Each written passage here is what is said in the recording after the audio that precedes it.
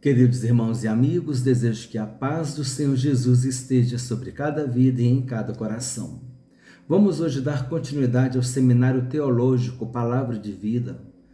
Estamos no módulo 4, estudando sobre Cristologia. Cristologia é a parte da teologia sistemática que estuda a respeito de Jesus Cristo. Estamos hoje na videoaula 24, na parte 2. Conforme falamos para os irmãos, o estudo ficou grande, então eu achei por bem dividir em 3 partes. Já que Isaías capítulo 53 tem 12 versículos, nós estamos fazendo 3 vídeos estudando 4 versículos por vez. O link da aula passada está na descrição do vídeo. E essa matéria de hoje também está na descrição do vídeo. Lembrando os irmãos que na descrição nós temos 5.000 caracteres, de modo que se passar os 5.000 caracteres, a gente vai tirando os versículos da Bíblia, porque o versículo da Bíblia é fácil, você abre na Bíblia e lê. É mais importante a gente ter aqui o comentário, amém? Então, Isaías capítulo 53, versículos 5 a 8, o texto bíblico diz assim: Mas ele foi traspassado pelas nossas transgressões e moído pelas nossas iniquidades. O castigo que nos traz a paz estava sobre ele, e pelas suas pisaduras fomos sarados. Todos nós andávamos desgarrados como ovelhas, cada um se desviava pelo caminho, mas o Senhor fez cair sobre ele a iniquidade de todos nós. Ele foi oprimido e humilhado, mas não abriu a boca. Como cordeiro foi levado ao matadouro, e como ovelha muda perante os seus tosqueadores, ele não abriu a boca. Por juízo opressor foi arrebatado, e de sua linhagem quem dela cogitou?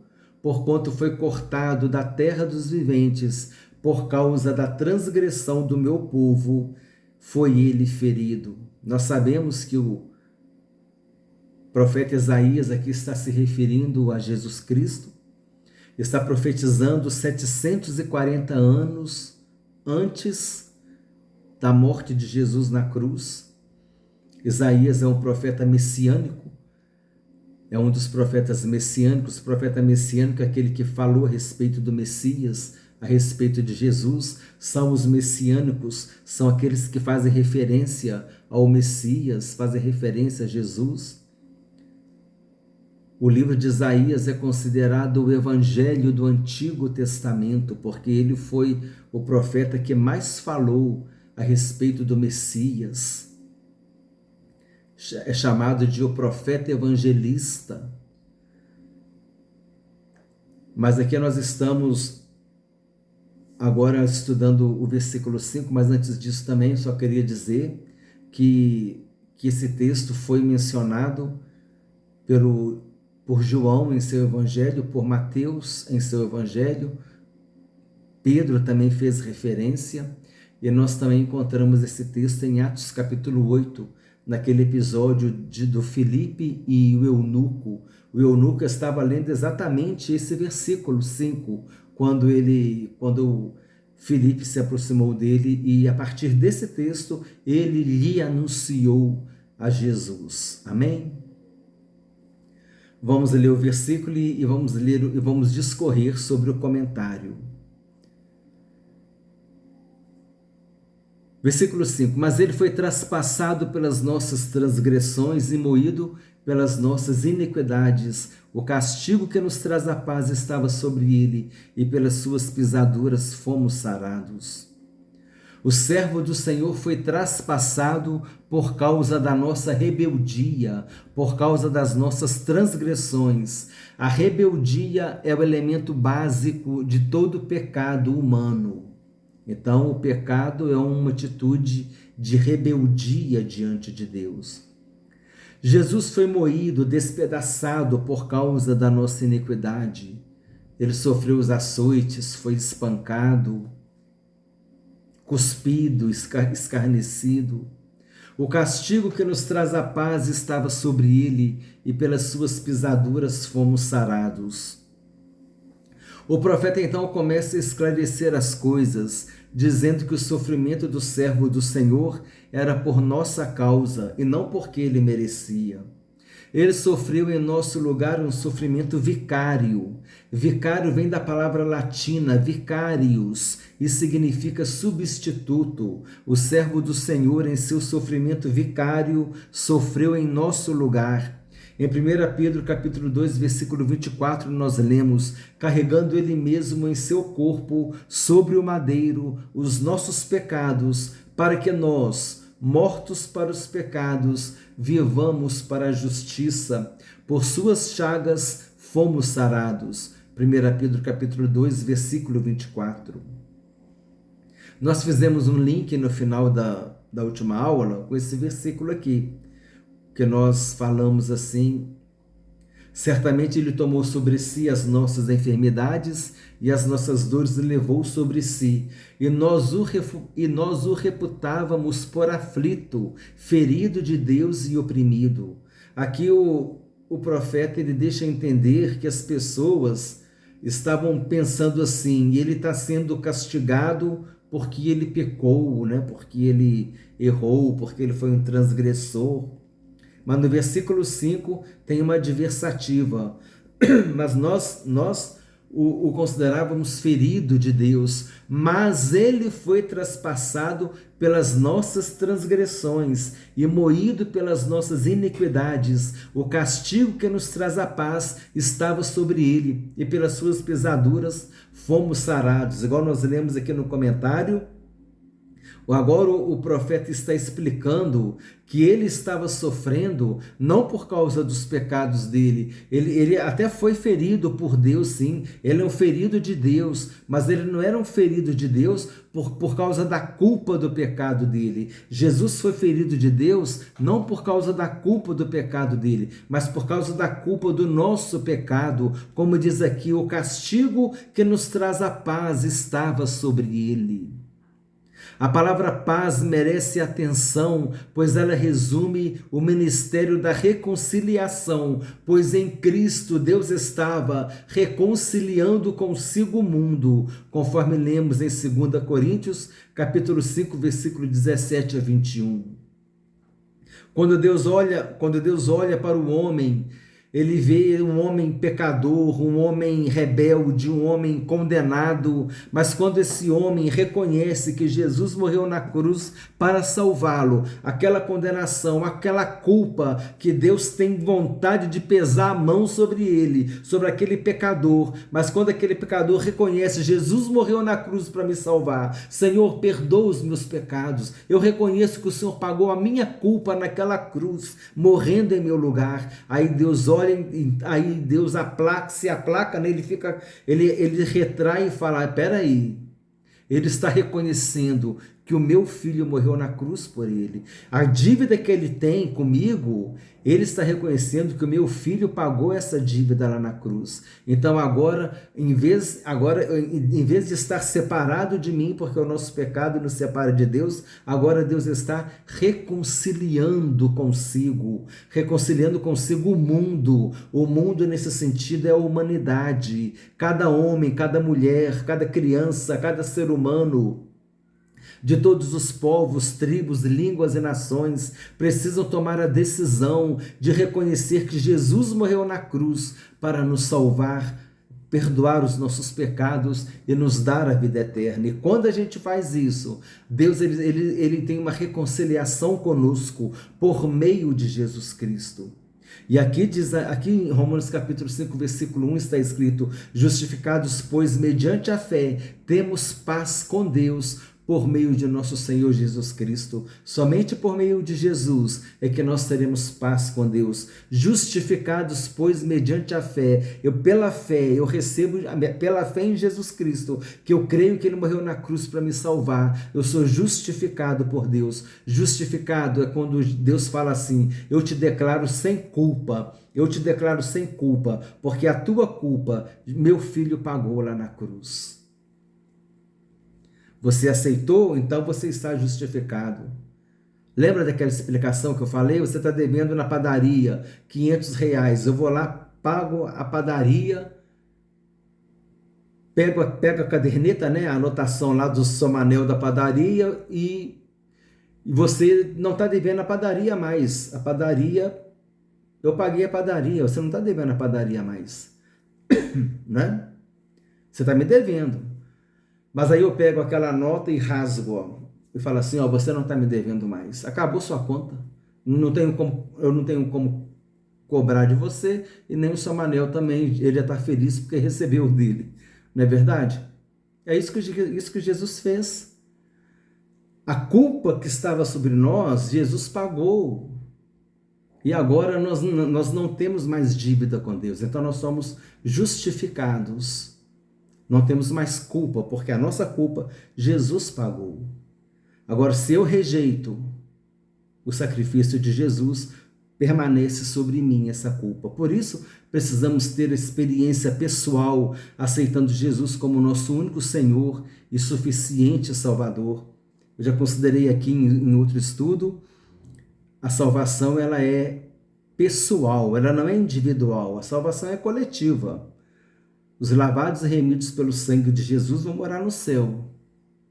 Mas a salvação ela é pessoal, cada indivíduo precisa ter uma experiência pessoal com Jesus, uma experiência de salvação. No hebraico, o termo paz é rico em significado, pois não indica somente paz, mas também saúde, bem-estar e prosperidade. Nós falamos, e a paz com Deus, conforme nós explicamos, porque agora não há mais culpa sobre nós, porque a nossa culpa Jesus pagou, então agora nós temos paz com Deus, Deus nos reconciliou com Ele por meio de Jesus Cristo, e nós temos paz conosco, com nós mesmos. Por quê? Porque nenhuma acusação há para quem está em Cristo Jesus. Então eu sinto que eu tenho paz. Eu sinto que eu tenho paz. Quem tentará acusação contra os eleitos de Deus? É Deus quem os justifica. Então, quem pode nos acusar se nós temos o advogado que é Jesus, não é? Então, a partir desse momento, nós podemos ter paz com a gente mesmo, aquela paz interior, aquela tranquilidade, sabendo, Senhor, obrigado pelo teu perdão, obrigado pela tua misericórdia, e não aquela consciência cheia de culpa, nossa, eu fiz isso, eu fiz aquilo, e a pessoa ela não tem paz dentro dela, porque ela não se sente perdoada, ela é um peso que fica sobre ela. Mas Jesus disse, vinde a mim todos vós que estáis cansados e sobrecarregados, e eu vos aliviarei. Tomai sobre vós o meu jugo e aprendei de mim, porque eu sou manso e humilde de coração, e achareis descanso para as vossas almas, porque o meu jugo é suave e o meu fardo é leve. Então nós temos paz com Deus por causa de Jesus, nós temos paz conosco, com nós mesmos, porque nós nos sentimos perdoados. Então eu tenho paz, a minha consciência não fica mais me acusando. Nós somente não temos paz em relação ao reino espiritual, né? Porque o inimigo das nossas almas está constantemente em ataque. Precisamos estar sóbrios e vigilantes, amém? Mas é importante a gente entender esse conceito de paz, né? É algo mais profundo. É uma paz que traz bem-estar, que traz saúde, que traz prosperidade, que traz paz interior, né? Aquela paz que você tem de ficar tranquilo, e a sua paz com Deus também. Pelas suas pisaduras fomos sarados, ou pelos açoites que o feriram nós somos curados. Tem um profundo significado. Não se trata apenas da cura física que temos acesso em nome de Jesus, mas também a cura espiritual. Curas física e espiritual foram conquistadas por Jesus na cruz do Calvário, para que pudéssemos ter vida e vida em abundância. Lembrei daquele hino. Tudo que Jesus conquistou na cruz é direito nosso, é nossa herança. Lindo esse hino, uma mensagem muito, muito profunda. Versículo 6. Todos nós andávamos desgarrados como ovelhas, cada um se desviava pelo caminho, mas o Senhor fez cair sobre ele a iniquidade de todos nós.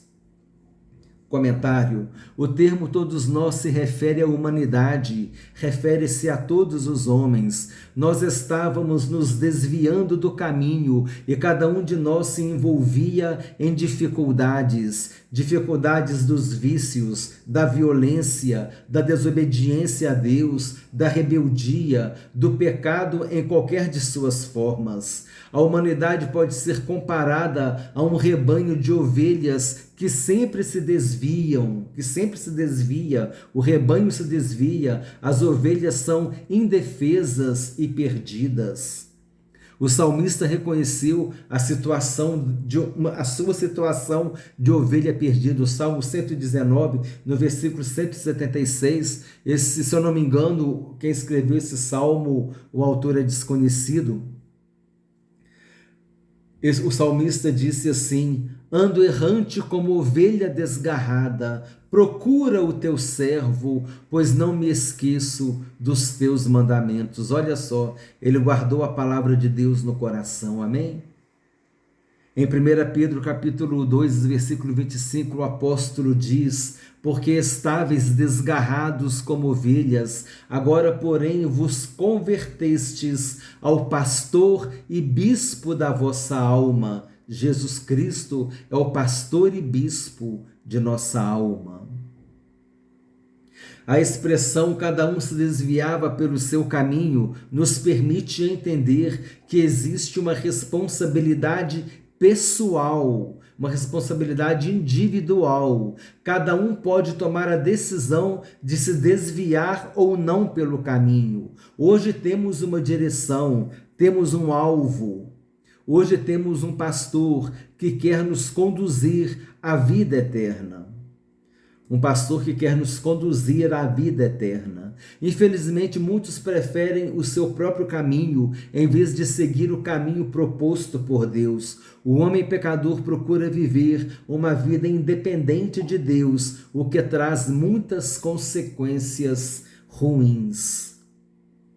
Interessante, cada um se desviava pelo seu caminho, quer dizer, aquele exemplo, né, do rebanho, cada ovelha está pegando o seu caminho, cada ovelha está se desviando, cada uma toma a decisão de seguir um caminho diferente, e uma vai para o precipício, a outra vai para lugares perigosos, onde tem animais, né, ou lobos, ou leões, e ali ela se coloca em perigo, mas elas não aceitam ouvir a voz do pastor. Jesus disse: as minhas ovelhas ouvem a minha voz. Ouve a voz que te chama, ouve a voz do sumo pastor e bispo de nossas almas, dizendo: vinde a mim, todos vós que estáis cansados, sobrecarregados, e eu vos aliviarei, recebendo hoje Jesus como seu Senhor e seu Salvador.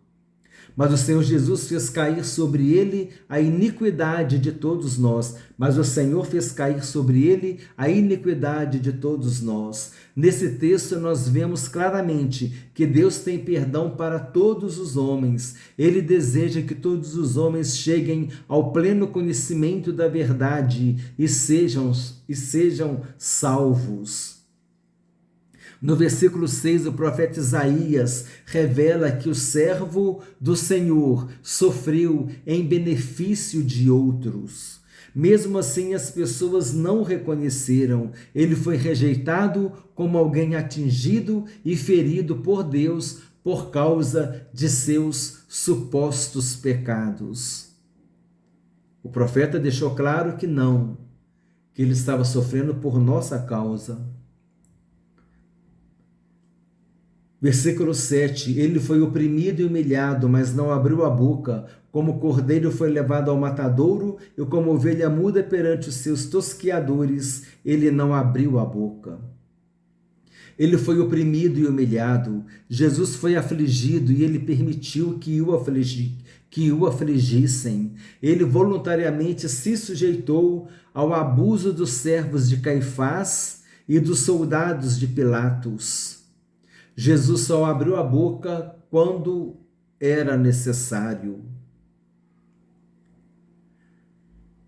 Ele não abriu a sua boca. Jesus não abriu a boca para se defender, pois todos sabiam que a acusação era inválida e que foi sujeito a um julgamento injusto. Ele falou ao sinédrio somente quando o silêncio significava uma renúncia da sua divindade, como podemos ver em Mateus capítulo 26, versículos 63 e 64. Jesus, porém, guardou o silêncio, e o sumo sacerdote lhe disse: Eu te conjuro pelo Deus vivo que nos digas se tu és o Cristo, o Filho de Deus. Respondeu-lhe Jesus: Tu o disseste. Entretanto, eu vos declaro que, desde agora, vereis o Filho do Homem assentado à direita do Todo-Poderoso e vindo sobre as nuvens do céu. Diante de Pilatos, Jesus guardou silêncio e só falou para confessar a sua realeza. Diante de Herodes, o tetrarca nada falou. Como o cordeiro foi levado ao matadouro, no Evangelho de João, capítulo 1, versículo 29, quando João Batista viu Jesus, ele exclamou: Eis o Cordeiro de Deus que tira o pecado do mundo. A palavra mundo aqui tem um sentido muito especial. Os judeus estavam acostumados a realizar o sacrifício do cordeiro para o perdão dos pecados de Israel. No dia do perdão nacional, o Yom Kippur, também chamado de o dia da expiação, o sacrifício era realizado para o perdão dos pecados do povo de Israel. De repente, João Batista exclama que Jesus Cristo é o Cordeiro de Deus que tira o pecado, não de Israel somente, mas tira o pecado do mundo. Mundo, nesse versículo, significa humanidade. Jesus morreu para tirar a condenação do pecado de toda a humanidade. Todos os homens, de todos os povos, tribos, línguas e nações, que receberem o Senhor Jesus Cristo como seu único Senhor e suficiente Salvador, terão o perdão dos seus pecados e o direito à vida eterna. Nós aplicamos um estudo aqui sobre os significados da palavra mundo. A palavra mundo pode significar humanidade, a palavra mundo pode significar multidão, a palavra mundo pode significar natureza, o mundo mesmo, o universo, não o planeta, ou então o universo. A palavra mundo pode significar a sociedade corrompida. Quando João disse, não ameis o mundo nem as coisas que há no mundo, esse mundo tem o sentido de sociedade corrompida. E também tem versículos que a palavra mundo tem valor de planeta, não, o planeta Terra mesmo, o mundo como planeta Terra, e traz a ideia do mundo como universo. E humanidade, e também a multidão. Quando os fariseus falaram assim, lá, vai todo mundo atrás de Jesus. Quando eles falaram, vai saindo todo mundo atrás de Jesus. Naquele versículo, a palavra mundo significa as pessoas que estavam ali, né, junto com Jesus, né? Então é muito interessante esse estudo, porque dependendo do versículo você faz a aplicação. Palavra mundo significa humanidade, ou as pessoas mesmo, tipo multidão, ou o mundo como planeta, na visão do planeta mais restrita, ou o mundo como visão de universo, ou sociedade corrompida, né? João capítulo 3,16, porque Deus amou o mundo de tal maneira que deu seu único Filho para todo aquele que nele crer não pereça, mas tenha vida eterna. Esse mundo, que mundo que é? Universo? Planeta? Sociedade corrompida? A multidão? Ou a humanidade? Eu acho que o que mais se aplica aí é a humanidade. Então você pega o valor da palavra mundo e vê qual que tem mais coerência ali no versículo. Por isso que é importante saber esses 5 significados da palavra mundo. Versículo 8. Por juízo opressor foi arrebatado, e de sua linhagem quem dela cogitou? Porquanto foi cortado da terra dos viventes, por causa da transgressão do meu povo, foi ele ferido. Esse é o último versículo, irmãos, da aula. Estamos com quase 25 minutos. Mas é mais ou menos a média mesmo, irmãos. É 30, 35 minutos. É um estudo, amém? É um estudo da palavra de Deus. Então, a gente não pode também eliminar conteúdo, porque isso prejudica. A gente quer fazer um trabalho de qualidade. O Seminário Teológico Palavra de Vida, nós temos procurado trazer aulas a nível até de faculdade de teologia.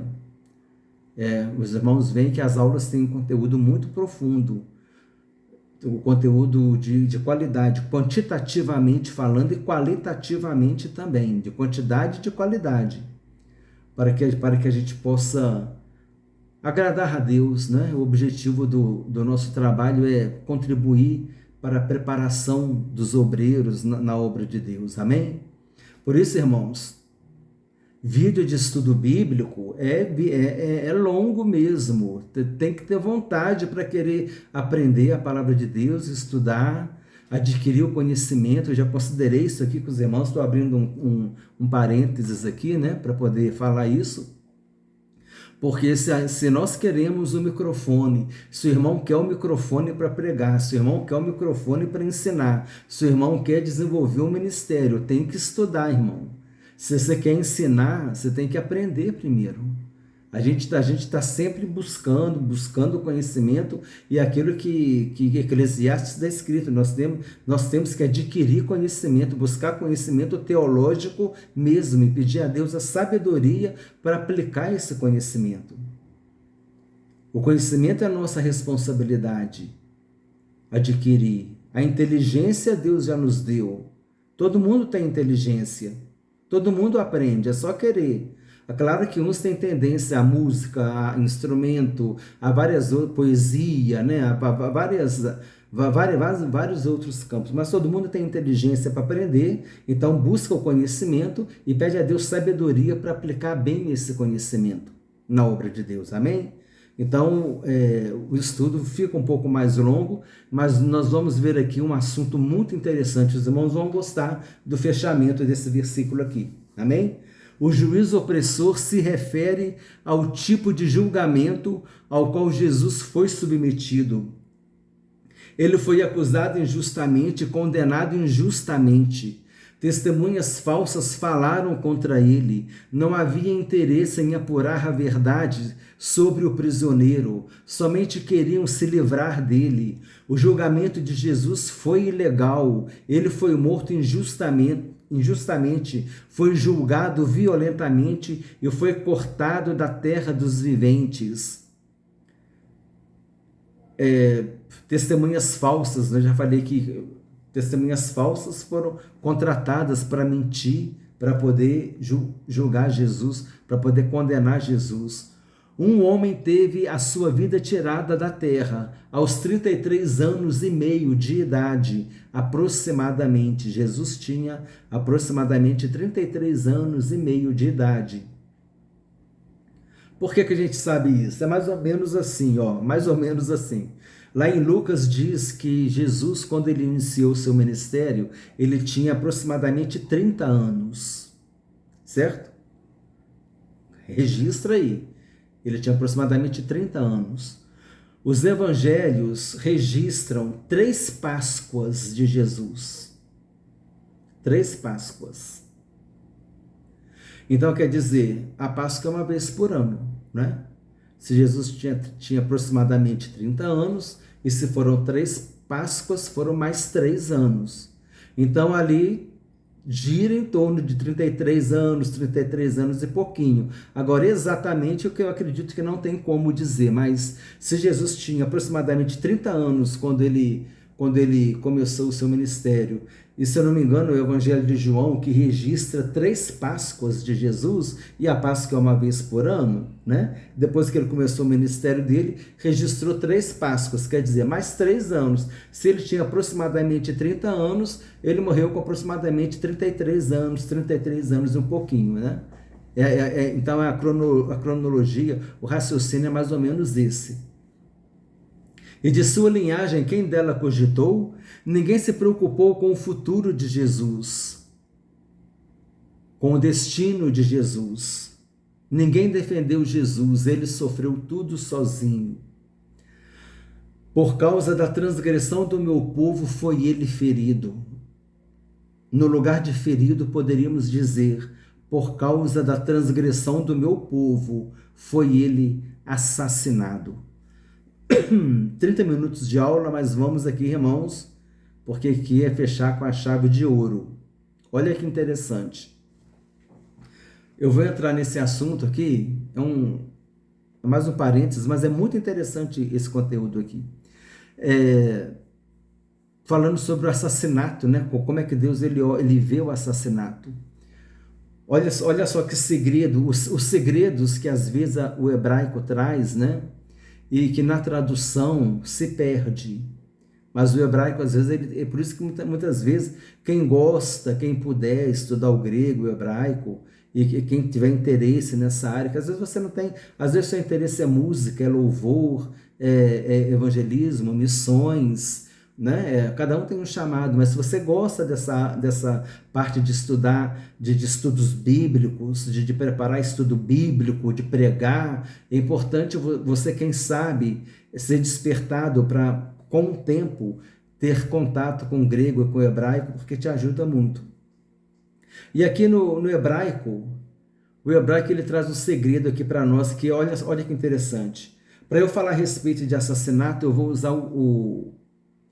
usar o texto lá de Caim e Abel. Em Gênesis capítulo 4, versículo 9 e 10, nós lemos: Disse o Senhor a Caim: Onde está Abel, teu irmão? Ele respondeu: Não sei. Acaso sou eu tutor de meu irmão? E disse Deus: Que fizeste? A voz do sangue de teu irmão clama da terra a mim. Olha só. Aí que agora eu vou fazer um comentário. Muitos consideram que a palavra sangue no hebraico só tem a forma no plural, como no português. Como no português nós dizemos a palavra óculos, né? Aos meus óculos. A palavra óculos está no plural. Onde estão os meus óculos? Né? Não é onde estão os meus óculos. É onde estão os meus óculos. É um substantivo que está no plural no nosso idioma. Então, muitos dizem que a palavra sangue no hebraico só aparece no plural. Mas em Gênesis capítulo 9, versículo 4, a palavra sangue está no singular.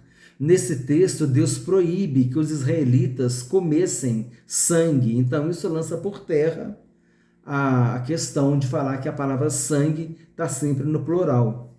Por que eu estou falando isso? Porque olha só que interessante.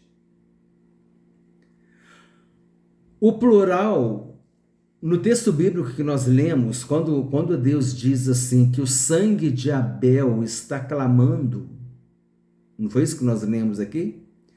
A voz do sangue de teu irmão clama a mim. No hebraico bíblico, a palavra sangue nesse versículo está no plural. O plural, no entanto, no texto bíblico lido, o termo sangue está escrito no plural. O plural no hebraico não expressa somente quantidade, né? Plural masculino, plural feminino, não é só quantidade. Ele também é usado para reforçar a qualidade de determinado termo ou imprimir a esse termo uma intensidade. O plural está intensificando o termo sangue, dando a ele uma importância maior no contexto. De acordo com a cultura dos judeus, o plural se justifica porque não era somente o sangue de Abel que estava clamando, era também o sangue do filho de Abel que ele não teve, era também o sangue do neto de Abel que ele não teve, era também o sangue do bisneto de Abel que ele não teve. Quando acontecia um assassinato, não era somente uma pessoa que era assassinada, mas era toda a sua descendência. Olha só, irmãos, a visão da cultura hebraica, né, dos judeus. Quando uma pessoa era assassinada, por isso que Deus ele condenou lá na lei muito a questão do assassinato, porque quando uma pessoa era assassinada, não era só ela que era assassinada. O filho que ela ia ter não vai nascer. O neto que esse filho ia ter, o bisneto, o tataraneto. Quer dizer, matou um homem, por exemplo, uma mulher, matou uma pessoa, matou também toda aquela descendência. Por isso o termo sangue está no plural, porque eram os sangues de todos os descendentes de Abel que estavam clamando. Por isso o assassinato, né, a lei, né, o Deus, ele condenou o assassinato, ele era um crime muito grave, porque interrompia para sempre a posteridade da vítima. Olha só, irmãos, que coisa interessante. E na hora que a gente vê essa tradução, na nossa tradução, a palavra sangue está no singular. Não tem essa riqueza, os irmãos entenderam? Aí é por isso que às vezes a gente, quando busca de ler um estudo na internet, de uma fonte fidedigna, tá, irmãos? Olha bem lá no link, lá na URL, no link ali, de onde que é que você está lendo. A primeira coisa que você faz é ler de onde que você está lendo, tá? Veja qual é a fonte. Já não vai abrindo e lendo, não. Você vê a fonte, a origem de onde que é. Amém? Para que você leia uma fonte fidedigna. E aí a gente recebe uma bênção dessa. Quem poderia imaginar, né, que esse plural aqui ia trazer essa intensificação? Se eu não me engano, alguns chamam esse plural de plural majestático. Para o judeu antigo, o plural majestático era mais ou menos assim. Se você vir uma árvore, você fala assim, que árvore, né? O judeu falaria, que árvores. Você vê um cavalo bonito, forte de raça, que cavalo, o judeu falaria, que cavalos. Que carro é esse, hein? Que carros, né? Ele colocaria no singular, mas ele colocaria no plural. Por quê? Porque ele estaria dando uma intensidade. Ele está colocando uma qualidade maior, ele está dando uma majestade. Se for uma pessoa, ele estaria dando uma majestade, né, maior, uma importância maior para aquela pessoa, se referindo a ela no plural, né? Que rei bom, que rei, né? Que rei que nós temos, que reis, né? Eu estaria elogiando, entendeu? No sentido de elogio. Por isso que é chamado de plural majestático. Então aqui seria interessante a gente entender, porque nós vamos voltar a falar a respeito disso, amém? Então aqui quando fala a voz do sangue de teu irmão clama a mim, no hebraico está escrito no plural sangues, porque não era, aí a interpretação, né, dos judeus é essa, que não era só o sangue de Abel que estava clamando, era o sangue do filho dele que ele não teve, era o sangue do neto dele, o sangue dos bisnetos, né? Filhos, netos, bisnetos, naquela época tinha muito filho, né? Da descendência, era o sangue de todos eles que estavam clamando, porque quando Caim matou Abel, Caim matou não somente o seu irmão, mas matou também toda a sua descendência. Por isso que o assassinato era algo muito, muito reprovado por Deus na lei, né? Deus ele condenava gravemente esse crime. Amém, irmãos? Então, eu achei muito interessante trazer esse entendimento aqui, né, para enriquecer a aula, né? Aquilo que eu falei, trazer um conteúdo a mais, algo mais profundo, para a gente poder ter uma aula de seminário mesmo, de faculdade de teologia mesmo, algo assim mais profundo, algo que a gente possa crescer mais na fé e no conhecimento da palavra de Deus. E eu creio que esse link foi interessante, porque Jesus não foi ferido, né? Ele foi assassinado. E aí nós trouxemos fizemos esse link sobre como o assassinato era visto naquela época da lei, né? Irmãos, desejo que Deus abençoe a todos abundantemente em nome de Jesus. Compartilha essa mensagem, compartilha esse estudo bíblico com todo aquele que gosta de estudar a palavra de Deus. Deus abençoe em nome de Jesus.